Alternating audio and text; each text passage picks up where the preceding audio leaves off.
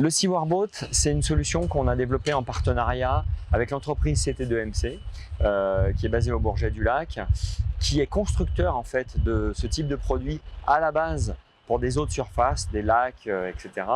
Et qui, grâce à la collaboration avec Suez, on a amené ce type de produit dans les réseaux d'assainissement. Olivier Lemot, je suis le président fondateur de CT2MC.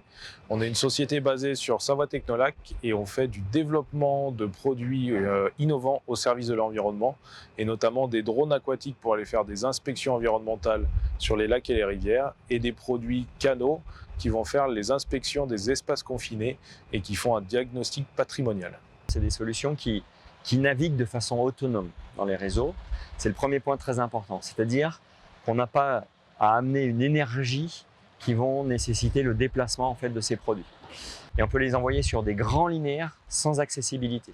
On a développé toute une gamme de produits qui vont permettre de faire donc, des inspections patrimoniales, de récolter des données par exemple structurelles, donc d'avoir une donnée géométrique, ça on le fait avec des lidars et avec des sonars pour la partie immergée, de récupérer des informations de sédimentation, donc savoir quelle est la quantité de sédiments déposés au fond des ouvrages.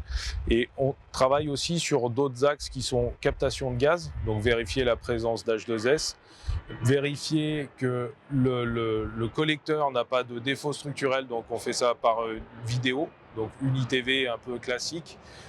Et puis après, on développe d'autres algorithmes qui vont venir compléter ces données-là. Nos outils permettent d'avoir un retour quasiment temps réel aussi sur un état structurel et des défauts. Ça permet d'informer directement les exploitants à la fin de la journée si on a vu vraiment des choses critiques qui nécessitent une intervention rapide.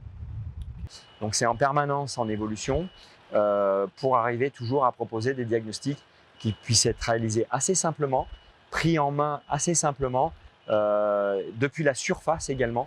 C'est ce qu'on veut vraiment faire, c'est proposer des produits qu'on met en œuvre depuis la surface pour réduire toutes les problématiques liées au risque des espaces confinés. C'est-à-dire que dès qu'on descend dans des chambres, dans un réseau d'assainissement, on prend des risques, notamment de par des gaz toxiques qui existent, tels que l'H2S. Et du coup, notre vocation, c'est de proposer des inspections qui ne nécessitent pas de descendre. Les avantages qu'on vient d'évoquer sur les produits, leur autonomie, les grands linéaires, sont parfaitement appliqués à la situation ici de Nice. Puisqu'on a un collecteur, comme je le disais, qui court sur 6 km, avec une quantité d'eau toujours impressionnante en fait, dans ces réseaux, puisque ça collecte toute la ville et la métropole en fait, de Nice.